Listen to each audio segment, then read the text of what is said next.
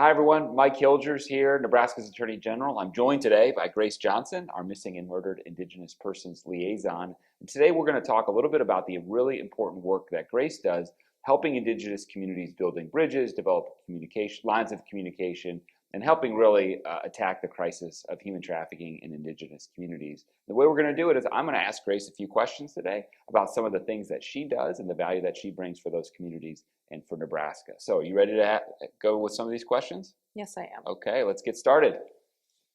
So you've got deep relationships with the various tribes in Nebraska. Can you tell Nebraskans a little bit about your background and the tribes that you work with?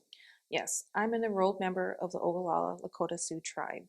I've been in Nebraska for 30 years, and I've worked with every tribe in the state, with the Santee, the Winnebago, the Ponca, and the Omaha tribe. Okay, Grace, first question. Does the liaison investigate missing persons cases?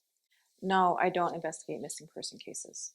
I help law enforcement raise awareness on issues of missing and murdered Indigenous people.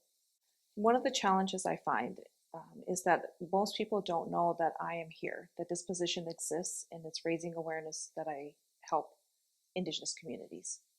What have you learned so far on the job? I was surprised to learn that Nebraska is a national leader on this issue.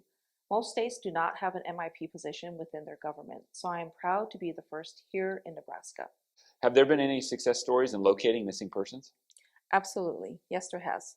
Since I started this position, we have located 10 people and helped reunite them with their families. Oh, that's fantastic. Grace, what are some of the unique risk factors specific to Indigenous communities? Unfortunately, Native Americans, the research done has shown that we do have higher rates of addiction, rape, and entry into the foster care system. All of these are risk factors for human trafficking. So can you tell people how human trafficking affects Indigenous communities? Unfortunately, human trafficking affects the entire community. When somebody goes missing, everybody feels it. We are a small, tight-knit community, and we definitely value our relationships. So one question that we get is who has jurisdiction to prosecute these kinds of cases? It really depends on where the crime was committed. It can be on tribal lands, federal lands, or within the state jurisdiction. So how does domestic violence play into these cases, Grace? Unfortunately, domestic violence happens usually before somebody goes missing and murdered. So we are working to combat this terrible crime. So what are some of the challenges to communicating between Indigenous communities and law enforcement? Some of the challenges include cultural differences. Law enforcement sometimes is not necessarily aware of the communication and how the culture is communicated.